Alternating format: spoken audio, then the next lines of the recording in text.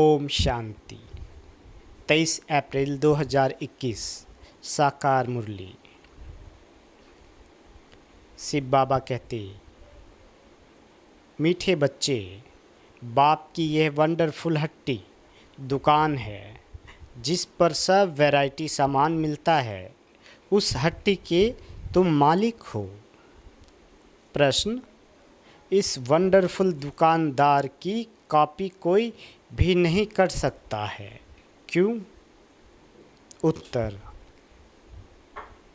क्योंकि यह स्वयं ही सर्व खजानों का भंडार है, ज्ञान का, सुख का, शांति का, पवित्रता का, सर्व चीज़ों का सागर है जिसको जो चाहिए वह मिल सकता है।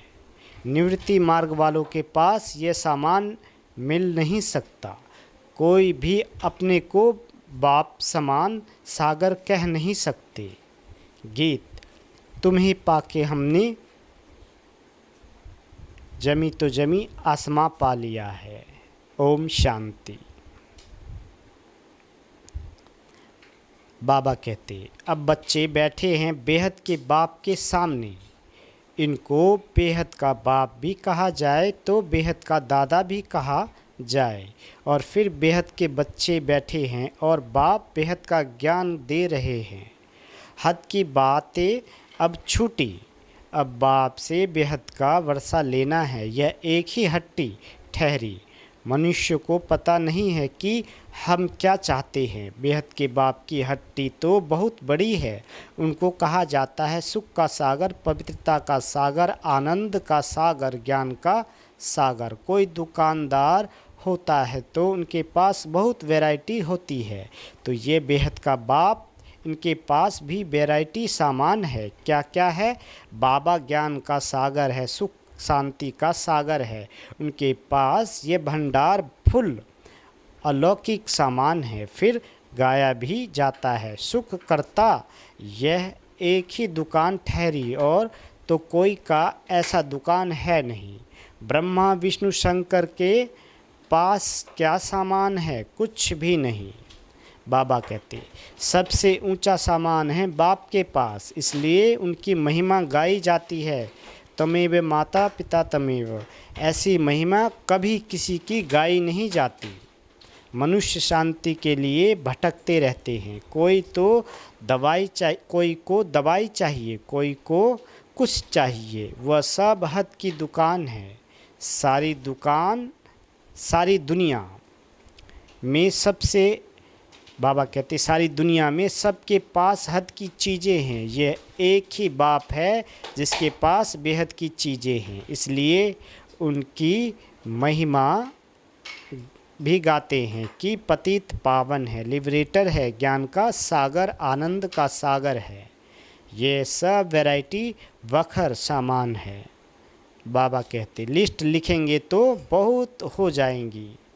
जिस बाप के पास ये चीज़ें हैं तो बच्चों का भी हक है उन पर, परंतु यह किसकी बुद्धि में नहीं आता कि जब ऐसे बाप के हम बच्चे हैं तो बाप की चीज़ों के हम मालिक होने चाहिए। बाप आते ही हैं भारत में। बाप के पास जो सब चीज़ें हैं वे ज़रूर ले आएंगे। उनके पास लेने लिए तो जा नहीं सकते। बाप कहते हैं, मुझे आना पड़ता है। कल्प के संगम पर मैं आकर तुमको सब चीज़ें दे जाता हूँ। हम जो तुमको वखर देता हूँ वह फिर कभी नहीं मिल सकता। बाबा कहते, आधा कल्प के लिए तुम्हारे भंडारे भर जाते हैं। ऐसी कोई अप्राप्त वस्तु नहीं रहती जिसके लिए पुकारना पड़े। ड्रामा प्लान अनुसार तुम सब वर्षा लेकर फिर धीरे धीरे सीढ़ी उतरते हो। पुनर्जन्म भी जरूर लेना पड़े। 84 जन्म भी लेना है। 84 का चक्र कहते हैं परंतु अर्थ नहीं समझते। 84 के बदले 84 लाख जन्म कह देते हैं। माया भूल करा देती है। ये अभी तुम समझते हो, फिर तो ये सब भूल जाएंगे। इस समय वखर लेते हैं, सतयुग में राजाई करते हैं, परंतु उन्हों को यह पता नहीं रहता कि यह राजाई हमको किसने दी। लक्ष्मी नारायण का राज कब था?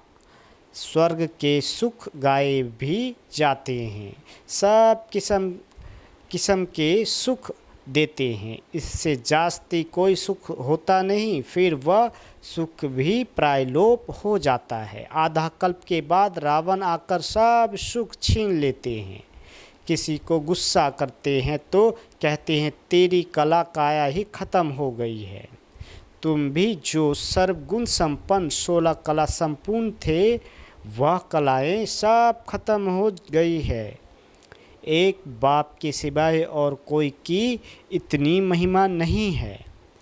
कहते हैं ना, पैसा हो तो लाड़काना घूम कर आओ।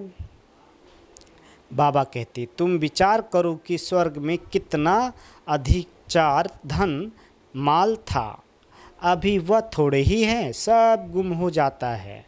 धर्म भ्रष्ट कर्म भ्रष्ट बन जाते हैं तो धन माल भी गुम हो जाता है, फिर नीचे गिरने लग पड़ते हैं। बाप समझाते हैं तुमको इतना धन दिया, तुमको हीरे जैसा बनाया, फिर तुमने धन माल कहाँ गवा दिया। अब फिर बाप कहते हैं कि अपना वर्षा पुरुषार्थ कर ले लो। तुम जानते हो कि बाबा हमको फिर से स्वर्ग की बादशाही दे रहे हैं और कहते हैं हे बच्चे, मुझे याद करो तो तुम्हारे ऊपर जो कट है वो निकल जाए। बच्चे कहते बाबा हम भूल जाते हैं। यह क्या कन्या जब शादी करती है तो पति को कभी भूलती है क्या? बच्चे कभी बाप को भूलते हैं क्या? बाप तो दाता है, वर्षा बच्चों को लेना है तो ज़रूर याद करना पड़े। बाप समझाते हैं मीठे मीठे स्किल दे बच्चे, याद की यात्रा में रहेंगे तो विक्रम विनाश होंगे और कोई उपाय नहीं है।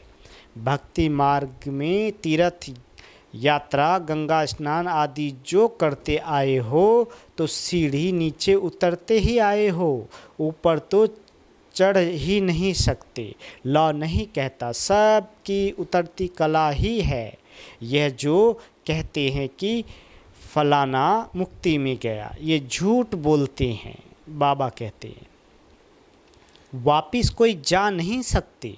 बाबा आया है तुमको 16 कला संपूर्ण बनाने। तुम ही गाते थे कि मुझ निर्गुणहारे में कोई गुण नहीं, अभी तुम जानते हो कि बाप गुणवान बनाते हैं। हम ही गुणवान पूज्य थे, हमने वर्षा लिया था, 5000 वर्ष हुए। बाप भी कहते हैं कि तुमको वर्षा देकर गए थे। शिव जयंती, रक्षाबंधन, दशहरा आदि मनाते भी हैं, फिर भी कुछ समझते नहीं हैं, सब कुछ भूल जाते हैं। फिर बाप आकर याद दिलाते हैं तुम ही थे, फिर तुमने राजभाग गवाया है। बाप समझाते हैं अब यह सारी दुनिया पुरानी जर्जरी भूत है। दुनिया तो यही है, यही भारत नया था, अब पुराना हुआ है। स्वर्ग में सदा सुख होता है, फिर द्वापर से जब दुख शुरू होता है तब ये वेद शास्त्र आदि बनते हैं। भक्ति करते करते जब तुम भक्ति पूरी करो तब भगवान आए ना। ब्रह्मा का दिन ब्रह्मा की रात, आधा आधा होगा ना। तो बाबा कहते ज्ञान दिन भक्ति रात। उन्होंने तो कल्प की आयु उल्टी सुल्टी कर दी है। तो बाबा कहते तो बच्चे तो पहले पहले तुम सबको बाप की महिमा बैठ सुनाओ। बाप ज्ञान का सागर, शांति का सागर है।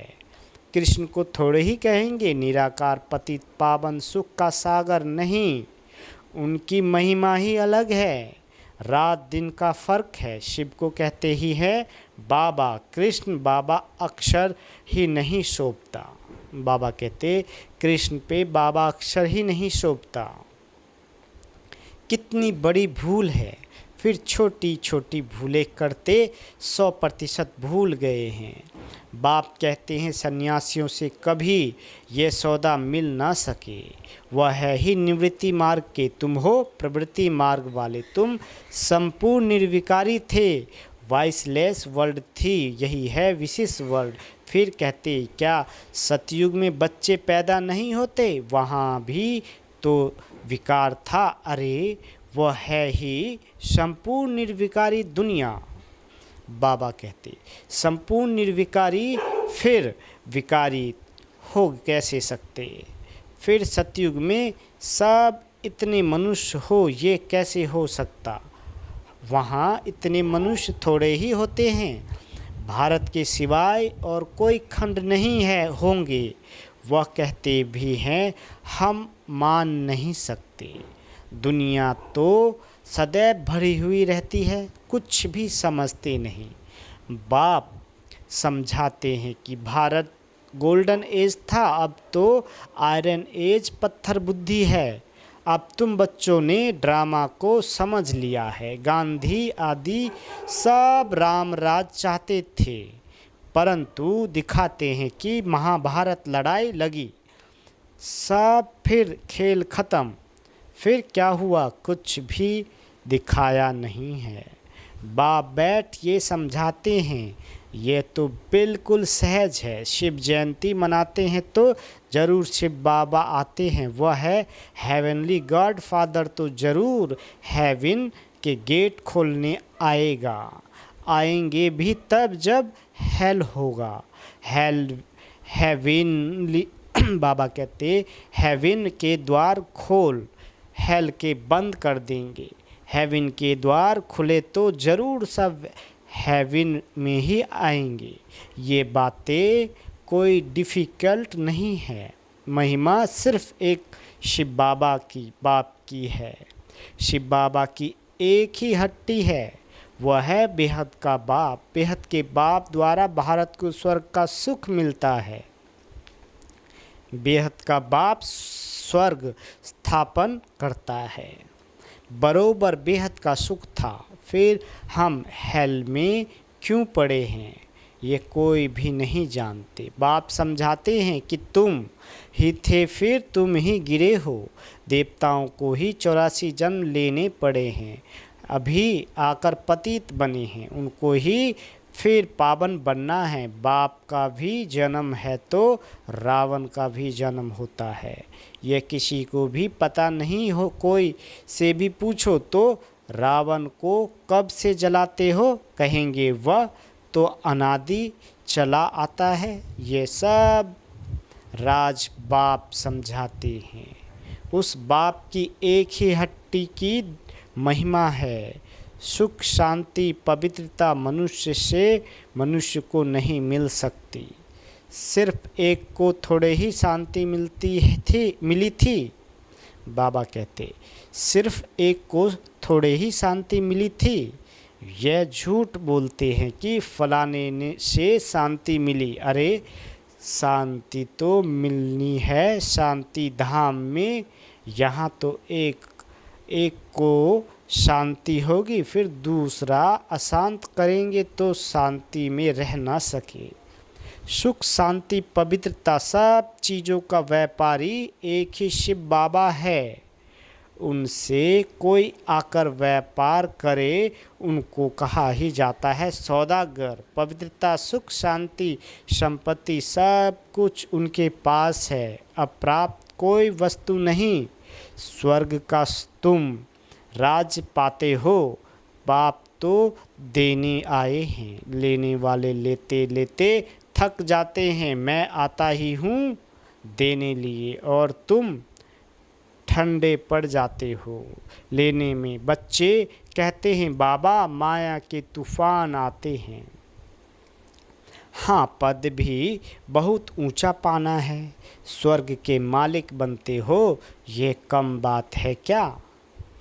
बाबा कहते तो मेहनत करनी है, श्रीमत पर चलते रहो, वखर जो मिलता है वह फिर औरों को भी देना पड़े, दान करना पड़े। पवित्र बनना है तो 5 विकारों का दान जरूर देना है, मेहनत करनी है, बाप को याद करना है, तब ही कट उतरेगी। मुख्य है याद, प्रतिज्ञा भल करो कि बाबा हम विकार में कभी नहीं जाएंगे, किसी पर क्रोध नहीं करेंगे, परंतु याद में जरूर रहना है। बाबा कहते नहीं तो इतने पाप कैसे विनाश होंगे। बाकी नॉलेज तो बड़ी सहज है। 84 जन्म का चक्र कैसे लगाया है ये किसी को भी तुम समझा सकते हो। बाकी याद की यात्रा में मेहनत है। भारत का प्राचीन योग मशहूर है। क्या ज्ञान देते हैं, मन मना भव, अर्थात मामेकम याद करो तो तुम्हारे विक्रम विनाश होंगे। तुम गाते भी थे कि आप जब आएंगे तो और संग तो एक संग जोड़ेंगे, तुम पर बलिहार जाएंगे, तेरे सिवाय और कोई को याद नहीं करेंगे। प्रतिज्ञा की है फिर भूल क्यों जाते हो। बाबा हमको याद दिलाते, प्रतिज्ञा की है तो फिर क्यों भूल जाते हो। कहते भी हैं हथ कारडे दिल यारडे, कर्म योगी तो तुम हो, अंधा आदि बाबा कहते धंधा आदि करते, बुद्धि योग बाप से लगाना है। मासूक बाप खुद कहते हैं तुम आशिक ने आधा कल्प याद किया है, अब मैं आया हूँ मुझे याद करो। यह याद ही घड़ी घड़ी भूल जाते हैं। इसमें ही मेहनत है। कर्मातीत अवस्था हो जाए तो फिर ये शरीर ही छोड़ना पड़े। जब राजधानी स्थापन हो जाएगी तब तुम कर्मातीत अवस्था को पाएंगे। अभी तो सभी पुरुषार्थी हैं, सबसे जास्ती मम्मा बाबा याद करते हैं। सूक्ष्म वतन में भी वे देखने में आते हैं। बाप समझाते हैं मैं जिसमें प्रवेश करता हूँ वह बहुत जन्म के अंत वाला जन्म है, वह भी पुरुषार्थ कर रहे हैं। कर्मातीत अवस्था में अभी कोई पहुंच नहीं सकते। कर्मातीत अवस्था आ जाए तो फिर ये शरीर रह नहीं सकता। बाबा तो बहुत अच्छी रीति समझाते हैं, अब समझने वालों की बुद्धि पर है। हेवनली गॉड फादर एक ही है, उनके पास ही ज्ञान का सागर, ज्ञान का सारा वखर है, वही जादूगर है और कोई से सुख शांति पवित्रता का वर्षा मिल ना सके। बाप बहुत अच्छी रीति समझाते हैं, बच्चों को धारण कर और धारण कराना है। जितना धारण करते हैं उतना वर्षा लेते हैं। दिन प्रतिदिन बहुत वैरायटी माल मिलता है। लक्ष्मी नारायण देखो कितने मीठे हैं, उन जैसा मीठा बनना चाहिए। बाबा कहते अच्छा मीठे मीठे स्किल दे बच्चों प्रति माता पिता बाप दादा का याद प्यार और गुड मॉर्निंग। रूहानी बाप की रूहानी बच्चों को नमस्ते। और कोई भी सत्संग में ऐसे कहते हैं क्या, ये हमारी बिल्कुल ही नई भाषा है जिसको स्पिरिचुअल नॉलेज कहा जाता है। अच्छा हम रूहानी बच्चों की रूहानी माता पिता बाप दादा को याद प्यार गुड मॉर्निंग और नमस्ते। मीठे बाबा नमस्ते। धारणा के लिए मुख्य सार। पहला, बाप द्वारा जो सुख शांति पवित्रता का वखर मिलता है वह सबको देना है। पहले विकारों का दान दे पवित्र बनना है, फिर अविनाशी ज्ञान धन का दान करना है। दूसरा, देवताओं जैसा मीठा बनना है। जो बाप दादा से प्रतिज्ञा की है उसे सदा याद रखना है और बाप की याद में रहकर विक्रम भी विनाश करने हैं। बाबा वरदान देते अपने प्रति व सर्व आत्माओं के प्रति लवफुल बनने वाले law maker so new world maker भव। जो स्वयं प्रति लवफुल बनते हैं वही दूसरों के प्रति भी लवफुल बन सकते हैं। जो स्वयं लव को ब्रेक करते हैं वह दूसरों के ऊपर लव नहीं चला सकते। इसलिए अपने आप को देखो कि सवेरे से रात तक मनसा संकल्प में, वाणी में, कर्म में, संपर्क व एक दो को सहयोग देने में व सेवा में कहाँ भी लव ब्रेक तो नहीं होता। लव लव जो लव मेकर है वह लव ब्रेक नहीं कर सकते। बाबा कहते जो लव मेकर है वह लव ब्रेक नहीं बन सकते। जो इस समय लव मेकर बनते हैं वही peace maker, new world maker बन जाते हैं। स्लोगन: कर्म करते कर्म के अच्छे व बुरे प्रभाव में न आना ही कर्मातीत स्थिति है। अच्छा, ओम शांति।